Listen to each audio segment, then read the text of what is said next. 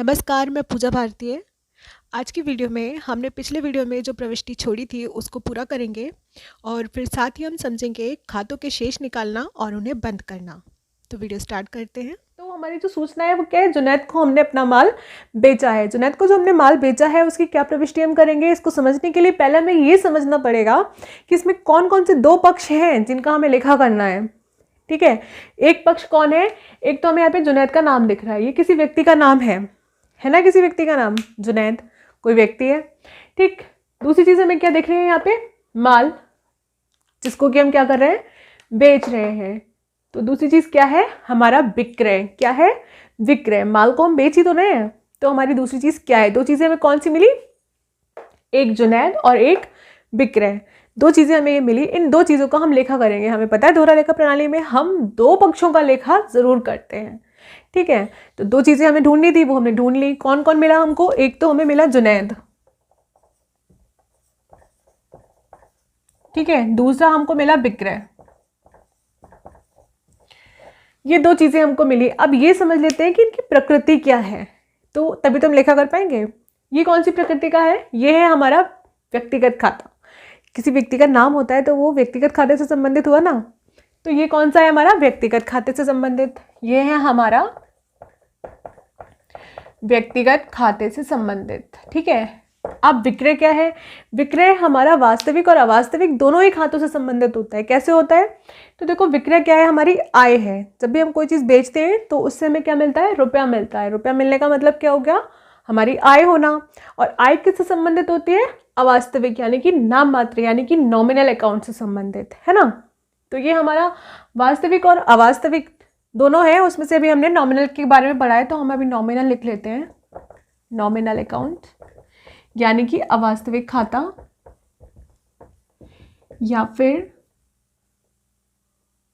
नाम मात्र का खाता।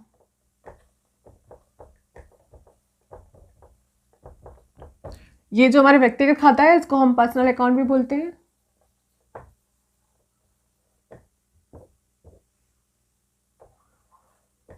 ठीक है, तो ये हमारा एक तो ये हो गया। दूसरी चीज मैंने अभी भी बताया कि ये हमारा दोनों खातों से संबंधित है। अभी तो हमने केवल नॉमिनल अकाउंट लिखा है, अब वास्तविक से कैसे संबंधित हो गया, नॉमिनल से संबंधित है यानी कि वास्तविक खाता है, तो अवास्तविक कैसे हो गया, रियल अकाउंट कैसे हो जाएगा, कैसे होगा। देखो विक्रय क्या है, कोई चीज को हम बेच ही तो रहे हैं, किसको बेच रहे हैं, किसी वस्तु को तो बेच रहे हैं, कोई वस्तु तो जा रही है हमारे पास से।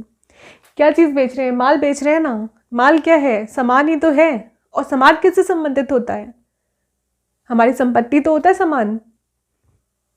संपत्ति यानी कि संपत्ति खाता यानी कि वास्तविक खाता, है ना। तो विक्रय इस तरीके से हमारा वास्तविक खाते से भी संबंधित हो जाता है। ठीक है, एक तो ये हमारा अवास्तविक खाता है और दूसरा हमारा ये वास्तविक खाता भी है। ठीक है, दोनों तरीके से, दोनों के नियम लगा के भी आप इसकी प्रविष्टि कर सकते हो, वास्तविक खाता या फिर रियल अकाउंट या फिर असेट्स अकाउंट या फिर संपत्ति खाता। ठीक है, या वस्तुगत खाता, कुछ भी कह लो इसको। ठीक है, ये होगी, समझ में आ गया होगा कि ये दोनों खाते हैं। अब इसमें नियम लगाओ। पहला हमारा क्या, कौन है, जुनैद। जुनैद कौन है, व्यक्ति। व्यक्तिगत खाते का नियम लगाओ। व्यक्तिगत खाते का नियम क्या होता है, पाने वाला ऋणी और देने वाला धनी, है ना। पाने वाला ऋणी और देने वाला धनी, debit the receiver credit the giver. ठीक है, अब ये देखना है कि जुनैद पाने वाले हैं या देने वाले हैं, रिसीवर हैं या फिर गिवर हैं। तो जुनैद देखो, इनको हम माल बेच रहे हैं, है ना। माल जब हम इनको बेच रहे हैं, अब क्योंकि हम इनको माल बेच रहे हैं और उधार बेच रहे हैं। उधार कैसे बेच रहे हैं भाई, इनका नाम आ रहा है, जुनैद का नाम आ रहा है। नाम आ रहा है इसका मतलब इन्होंने हमें रुपए नहीं दिए हैं, लेकिन विक्रय हो गया है, माल इनके पास चला गया है। तो अभी ये देने वालों में शामिल नहीं हुए हैं, अभी ये सिर्फ पाने वाले हैं, देने वाले नहीं हैं, है ना। क्योंकि भाई उधार विक्रय हो रहा है, उधार का मतलब इन्होंने हमें कुछ दिया ही नहीं है। जब कुछ देंगे तभी तो देने वाले होंगे, अभी तो फिलहाल ये पाने वाले हैं। ठीक है, तो पाने वाले हैं, ये पाने वाले को हम क्या करते हैं, ऋणी यानी कि debit. Debit the receiver credit the giver. Debit the receiver, कौन है ये, रिसीवर, तो इनको हम कर देंगे डेबिट। ठीक है, अब हमें डेबिट मिल गया, अब हमें क्रेडिट की तलाश है। अब ये क्योंकि डेबिट है तो क्रेडिट तो नहीं होंगे, क्रेडिट तो कोई दूसरा होगा। तो हम विक्रय के बारे में देख लेते हैं, विक्रय क्या होना चाहिए। अब विक्रय मैंने आपको बताया कि ये हमारा नॉमिनल भी है और रियल भी है। दोनों तरीके के अकाउंट है, दोनों तरीके के हम नियम लगा देंगे और देखेंगे कि क्या हो रहा है, ऋणी हो रहा है या धनी हो रहा है। भाई दोनों नियम लगा रहे हैं तो एक में ऋणी एक में धनी होना चाहिए, तो ऐसा होगा नहीं। देखो आप, दोनों में ये धनी ही होगा। क्यों? देखो नॉमिनल अकाउंट के अकॉर्डिंग अगर हम देखें तो उसका नियम क्या होता है, जितने भी हमारे आय होते हैं, जितने भी लाभ होते हैं, उनको हम कर देते हैं धनी यानी कि क्रेडिट। अब ये हमारी क्या है, इनकम ही तो है, आय ही तो है, तो आय के हिसाब से इसको क्या कर देना चाहिए हमको, क्रेडिट, है ना। मैंने ये नियम बता रखे हैं पहले भी, आप उसके लिए मेरा वीडियो देख सकते हो, इससे पहले वाला जिसमें मैंने इसके सारे नियम बताए हुए हैं। तो इसका नियम के अकॉर्डिंग विक्रय को क्या होना चाहिए, क्रेडिट होना चाहिए। तो इसको हम कर देंगे क्रेडिट। डेबिट हम पहले कर चुके हैं किसको, जुनैद को। तो इस हिसाब से अगर हम इसको नॉमिनल मान रहे हैं तो उसके हिसाब से इसकी प्रविष्टि क्या बनती है, इसका लेखा क्या बनता है, एंट्री क्या बनती है, Junaid account debit to sales account, या फिर अगर इसे हम हिंदी में करते हैं तो जुनैद का खाता ऋणी विक्रय खाते का। ठीक है, तो ये नॉमिनल अकाउंट के अकॉर्डिंग था।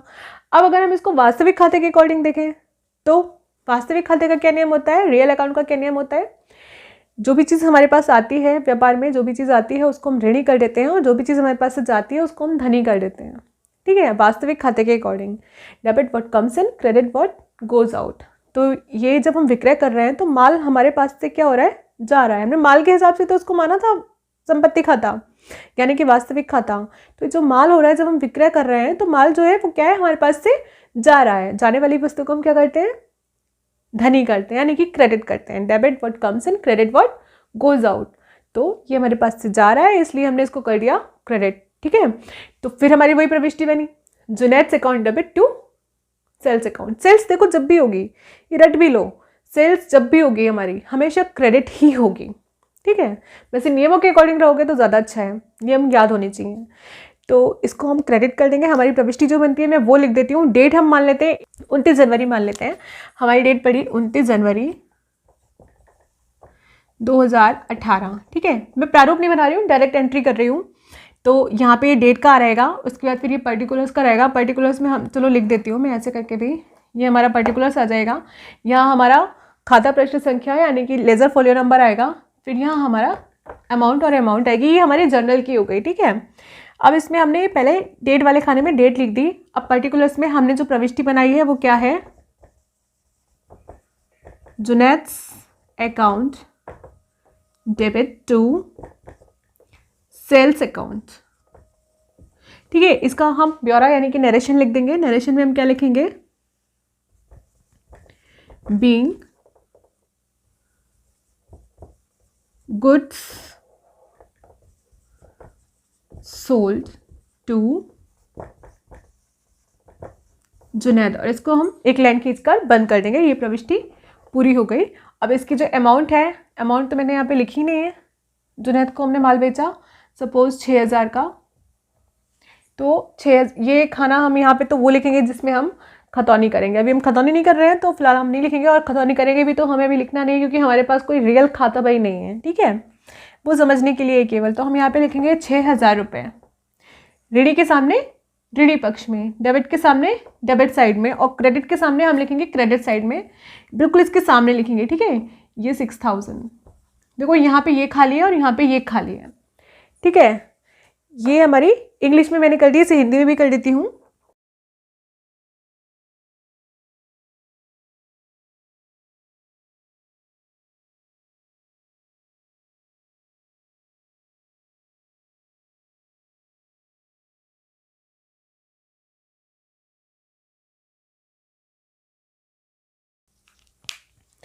ठीक है, तो ये मैंने हिंदी में भी लिख दिया, इंग्लिश में भी लिख दिया।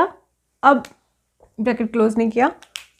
तो Junaid account debit to sales account, या फिर हिंदी में हम बोले जुनैद का खाता ऋणी विक्रय खाते का, ये हमारी प्रविष्टि पूरी हो गई है। और देखो इंग्लिश में जब मैंने ये प्रविष्टि लिखा तो यहाँ पे being good souled to Junaid. अब जो हिंदी में लिख रहे हैं तो कुछ नहीं लिख रहे हैं, डायरेक्ट हमने लिख दिया जुनैद को माल बेचा। ठीक है, वहाँ नियम वही है, ऋणी के सामने हमने ऋणी पक्ष में लिखा है और धनी के सामने धनी पक्ष में लिखा है उसके अमाउंट को, इसके धनराशि को। ठीक है, ये तो हमारी प्रविष्टि मेरे ख्याल से समझ में सभी को आ गई होगी। अच्छा, मैंने डेट दोबारा से नहीं लिखी तो मैं यहाँ पे डेट फिर से लिख देती हूँ। ठीक है, ये हमारी जर्नल में यानी कि रोज नामचे में प्रविष्टि हो गई। अब मेन हमारा जो टॉपिक है वो है खतौनी, तो हम थोड़ा खतौनी के बारे में समझ लेते हैं। इसको हम खत्याएंगे कैसे, खतौनी कैसे करेंगे, इसका खत्याना कैसे करेंगे, तो हम बना लेते हैं सेल्स अकाउंट। ठीक है, दो चीज़ें हम ये देखेंगे पहले तो इसकी खतौनी कहाँ कहाँ हो सकती है। एक तो देखो सेल्स अकाउंट में होगी, इसमें एक सेल्स नाम आ रहा है, दूसरा नाम क्या आ रहा है, जुनैद। दो नाम हमें यहाँ पे दिख रहे हैं, यानी कि इन दो नामों से हम खाते बना सकते हैं।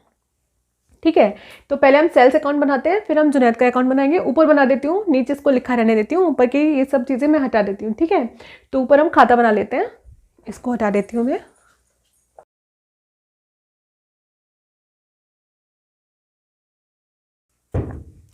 देखो खाते में मैंने आपको बताया था दो पक्ष होते हैं। ठीक है, तो मैं यहाँ पे दो पक्ष बना लेती हूँ, इसको बंद कर लेते हैं पहले ऊपर से। अब खाते के लिए हमने, हाँ मैं रफली बना रही हूँ, तो मैं यहाँ पे डेट पर्टिकुलर से सब नहीं लिखूंगी, समझ लेंगे हम। केवल यहाँ पे केवल मैं खाना बना ले रही हूँ।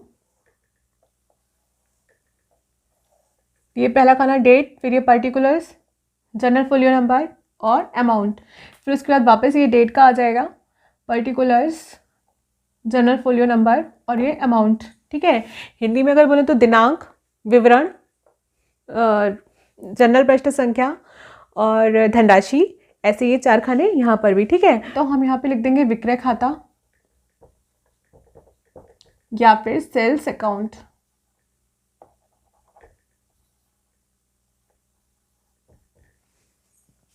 अब इसकी खतौनी मैंने आपको बताया था कि जिस पक्ष के नाम से हमने खाता बनाया है उसी पक्ष में सारी प्रविष्टियों को हम खत्याते हैं। तो हमने देखो कौन से पक्ष का खाता बनाया है, धनी पक्ष का। ये कौन से पक्ष में आ रहा है, सेल्स, क्रेडिट में आ रहा है, हमने क्रेडिट साइड का हमने ये अकाउंट बनाया है। तो अब इसमें जो हम लेखा करेंगे वो कौन सा लेखा करेंगे, वो हम करेंगे इससे संबंधित चीज़ का। क्योंकि देखो सेल्स अकाउंट है तो इसमें सेल्स का नाम तो कहीं पर भी नहीं आना, ना ऋणी में और ना ही धनी में, ना डेबिट साइड में और ना क्रेडिट साइड में। सेल्स नहीं आएगा तो क्या आएगा, इससे रिलेट जो भी कर रहा होगा वो आएगा। अब सेल्स से क्या रिलेट कर रहा है, जुनैद है ना, जुनैद ही तो रिलेट कर रहा है, तो जुनैद का नाम आएगा। अभी कौन सी डेट में है, 29 जनवरी को है। हमने आपसे कहा कि जिस पक्ष के शीर्षक में हम खतौनी कर रहे हैं उसी पक्ष में लेखा करेंगे। तो ये यहाँ पे ऋणी है या धनी, इससे हमें मतलब नहीं है। हमने विक्रय को क्या कर रखा है, यहाँ पे धनी किया है ना हमने। जब हमने यहाँ पे विक्रय को धनी किया है तो जुनैद को भी हम खाते में कहाँ लिखेंगे, धनी पक्ष में, यानी कि क्रेडिट साइड में। कहाँ लिखेंगे, इस साइड में। ठीक है, तो हम यहाँ लिखेंगे। अब मैंने आपको एक और नियम बताया था, धनी पक्ष में जब भी हम कोई लेखा करते हैं तो उसके साथ में इंग्लिश में बाई और हिंदी में कौन से शब्द का यूज़ करते हैं, से शब्द का यूज़ करते हैं। ठीक है, तो जब जुनैद को यहाँ लिखेंगे तो जुनैद के साथ में से हिंदी में और इंग्लिश में बाई शब्द का प्रयोग करेंगे। डेट कौन सी डालेंगे, यही वाली। तो यहाँ हम डेट डाल देते हैं, तो 29 जनवरी 2018 जुनैद के नाम से आएगा। तो यहाँ लिखेंगे जुनैद के खाते से कितने रुपए है, 6000 रुपये। यहाँ हम लिख देंगे, यहाँ पे तो पेज आएगा इसका जिस पेज से हमने इसको खतियाना, इसकी खतौनी की होगी, और रुपए आएंगे यहाँ पर। ठीक है, तो ये हमारी पोस्टिंग हो गई। हिंदी में करी मैंने, इसको इंग्लिश में करेंगे तो भी हम ऐसे ही करेंगे, इंग्लिश में भी कर दे रही हूँ मैं। और 29 जनवरी 2018 लिखेंगे हम बाई जुनैद अकाउंट। ठीक है, इसके सामने कितने रुपए, 6000 यानी कि 6000 रुपीज़। ठीक है, ये हो गया हमारा सेल्स अकाउंट। एक अकाउंट तो ये बन गया। अब उसके बाद दूसरा हमारा बनेगा जुनैद अकाउंट। ये आप खुद बना के ट्राई करिएगा, जुनैद अकाउंट कैसे बनेगा, और बनाकर कोई भी चीज़ नहीं आती है तो ज़रूर पूछिएगा। ठीक है, इसके बाद हम थोड़ी सी बात कर लेते हैं। खाते तो हमने ये बनाना सीख लिए, अब इसको हम बंद कैसे करते हैं, इसके शेष कैसे निकालते हैं, इस बारे में। ठीक है, तो इसको मैं हटा देती हूँ। मुझे लगता है ये आगे होंगे समझ में, और नहीं आते हैं, नहीं समझ में आया, थोड़ा सा क्रिटिकल है, थोड़ा सा समझने की कोशिश करेंगे तो आसानी से समझ में आ जाएंगे। तो अगर फिर भी नहीं आते हैं तो मैं इसको अगले वीडियो में फिर से एक्सप्लेन कर दूँगी। आप कमेंट बॉक्स में लिखकर मुझे ज़रूर बताइएगा। अगर समझ में नहीं आता है तो मैं कुछ और तरीके से बताऊँगी। ठीक है, तो फिलहाल हम अभी आगे बढ़ते हैं और खातों के शेष निकालना और उनको बंद करना के बारे में समझते हैं।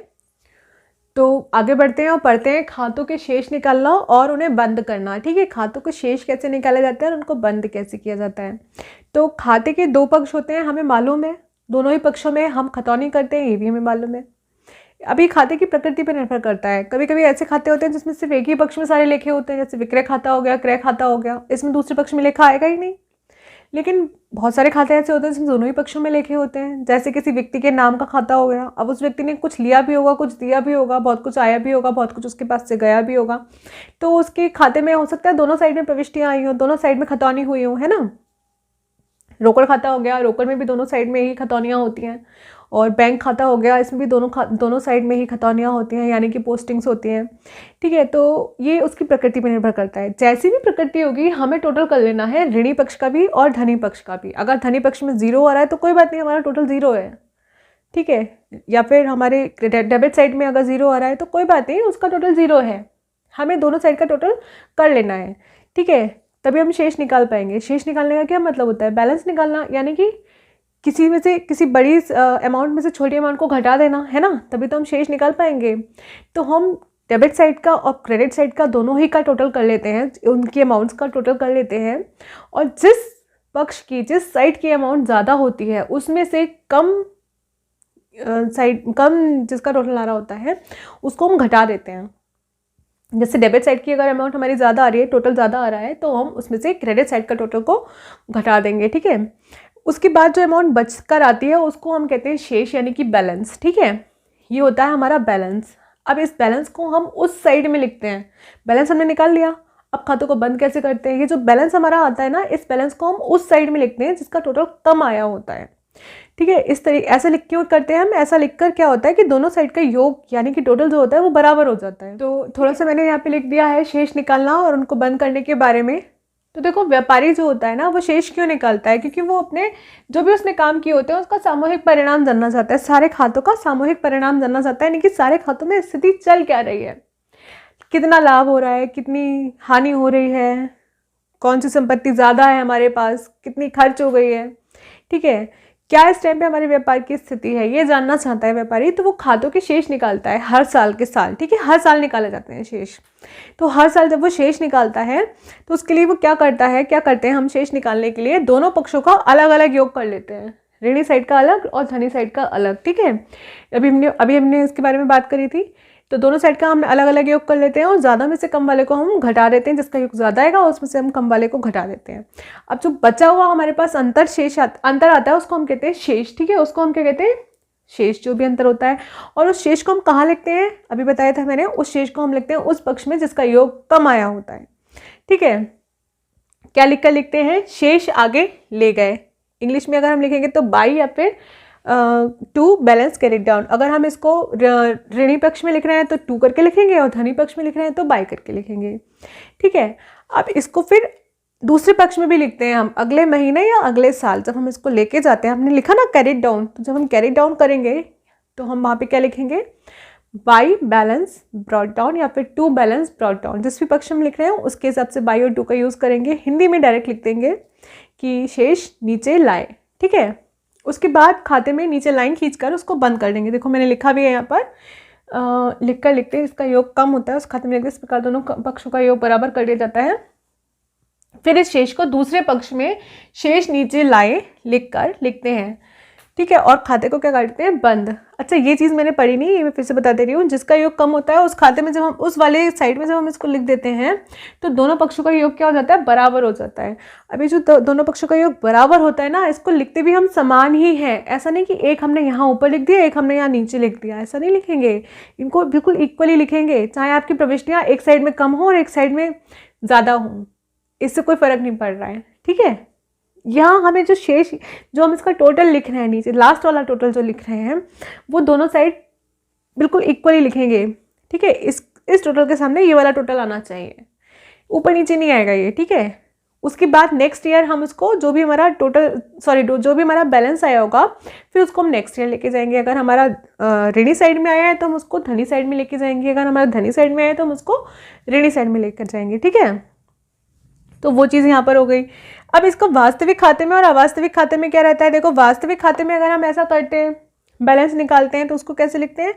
टू और बाई ट्रेडिंग अकाउंट ट्रांसफर। इसको हम ट्रेडिंग अकाउंट में ट्रांसफर कर देते हैं क्योंकि इसका जो इफेक्ट है वो ट्रेडिंग अकाउंट पर पड़ता है।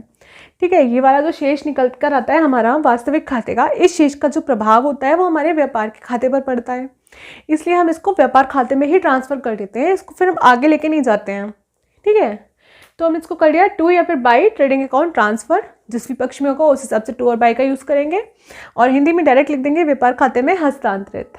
ठीक है, अब इसके बाद अवास्तविक खाते में जो शेष आता है उसको कैसे लिखते हैं? देखो, निकालने की तरीका यही है, शेष निकाला ऐसे ही जाएगा, चाहे हम पर्सनल अकाउंट बनाएं यानी कि व्यक्तिगत खाता, चाहे हम वास्तविक खाता बनाएं यानी कि रियल अकाउंट, चाहे हम अवास्तविक खाता बनाएं यानी कि आय व्यय खाता यानी कि प्रॉफिट एंड लॉस अकाउंट या फिर नॉमिनल अकाउंट। ठीक है, तो निकालने का तरीका जो हम बैलेंस निकाल रहे हैं वो एक ही रहेगा, लिखने का तरीका थोड़ा सा डिफरेंस है सब में। क्या है? देखो, जो हम नॉर्मली पर्सनल अकाउंट बनाएंगे तो उसमें इसी तरीके से लिखेंगे टू या बाई बैलेंस कैरिड डाउन, और फिर नेक्स्ट ईयर में बाई या फिर टू बैलेंस ब्रॉट डाउन। लेकिन जब हम इसमें लिख रहे हैं वास्तविक में, तो हम इसको ट्रांसफ़र कर देंगे ट्रेडिंग में। ठीक है, व्यापार खाते में हस्तांतरित। अगर हम अवास्तविक में लिख रहे हैं तो हम इसको, क्योंकि लाभ हानि में इफेक्ट पड़ रहा है, तो हम इसको लाभ हानि में हस्तांतरित करते हैं। ठीक है, तो टू या फिर बाई बैलेंस P&L अकाउंट या फिर लाभ हानि खाते में हस्तांतरित। ठीक, ये चीज़ मुझे लगता है समझ में आ गई होगी, और अगर नहीं भी आता है तो मैं जो नेक्स्ट वीडियो में एक क्वेश्चन हम लोग जो सॉल्व करेंगे ना, उससे सब बिल्कुल क्लियर हो जाएगा, बहुत अच्छे से समझ में आ जाएगा, और मैं आशा करती हूँ अभी भी काफ़ी कुछ समझ में आ रहा होगा। और इसके बाद हम इसको थोड़ा सा आगे बढ़ाते हैं, कुछ इसके जो इंपॉर्टेंट पॉइंट है उसको समझ लेते हैं। ये चीज़ तो मुझे लगता है समझ में आ गई होगी, मैंने बहुत शॉर्ट में बता दिया है। आप इसको अगर लिख रहे हो, नोट्स बना रहे हो, तो ये चीज़ आप दोबारा वास्तविक और अवास्तविक में भी ज़रूर लिखिएगा। ठीक है, अब इसको थोड़ा सा आगे बढ़ते हैं, जो इसके इंपॉर्टेंट पॉइंट्स है। एक तो पॉइंट मैं पहले ही बता चुकी हूँ कि जो इसमें हम बहुत सारे खाते बनाते हैं, तो हर खाते में ऊपर डेट, पर्टिकुलर्स और जनरल फोलियो नंबर, अमाउंट हर खाते में डालना ज़रूरी नहीं होता है। आप सबसे पहला जो खाता आपने बनाया है शीर्ष पर, सिर्फ उसी पे डाल लो, वही पर्याप्त रहता है। ठीक है, एक तो ये चीज़। दूसरी चीज़, अगर आप हर महीने अपने परिणाम को जानना चाह रहे हैं, तो हर महीने आपको खातों को बंद करने की ज़रूरत नहीं है, आप सिर्फ शेष निकाल के छोड़ दो, क्योंकि ये बंद करने वाला काम हम करते हैं साल के अंत में। ठीक है, तो शेष निकाल कर छोड़ दो केवल, बाकी कुछ नहीं करना है हमको, अगर हम हर महीने बैलेंस निकाल कर देख रहे हैं तो। ठीक है, बंद क्योंकि हम साल के अंत में ही करते हैं, लेकिन कुछ व्यापारी ऐसे होते हैं जो हर महीने अपने व्यापार की स्थिति जानना चाहते हैं, तो हम उसको बंद योग भी बराबर नहीं करते, हम सिर्फ शेष निकालते हैं। तो मुझे लगता है कि आज के वीडियो में हमने जो कुछ भी पढ़ा है, जो कुछ भी समझा है, वो अच्छे से समझ में आया होगा। लेकिन फिर भी अगर कहीं पे कोई चीज़ समझ में नहीं आई हो, कुछ प्रॉब्लम हो, तो आप पूछ सकते हैं कमेंट बॉक्स में कमेंट करके। नेक्स्ट वीडियो में उसको बताने की ज़रूर कोशिश करूँगी मैं। और नेक्स्ट वीडियो में हम इससे रिलेटेड कुछ क्वेश्चंस करेंगे, कुछ क्या एक ही क्वेश्चन करेंगे ना, तो भी मैं बहुत अच्छे से समझ में आ जाएगा। तो हम एक क्वेश्चन ज़रूर करेंगे, उसमें हम पहले जर्नल में प्रविष्टियाँ करेंगे, एंट्रीज करेंगे जर्नल में, रोजनामचे में, और फिर उसको हम करेंगे, उससे हम करेंगे खतौनियाँ। तो इससे खतौनी भी क्लियर हो जाएगी, और हमने जो पहले रोजनामचा पढ़ रखा है वो भी और ज़्यादा क्लियर हो जाएगा। तो मुझे लगता है वो वीडियो भी मज़ेदार होगा, क्योंकि हम उसमें सारे नियम को समझ के और उनके अकॉर्डिंग ही हम सारी प्रविष्टियाँ करेंगे। तो उसको भी मिस मत कीजिएगा। नेक्स्ट वीडियो में हम पहले क्वेश्चन करते हैं, फिर हम आगे बढ़ते हैं। तो मिलते हैं अगले वीडियो में। Thank you.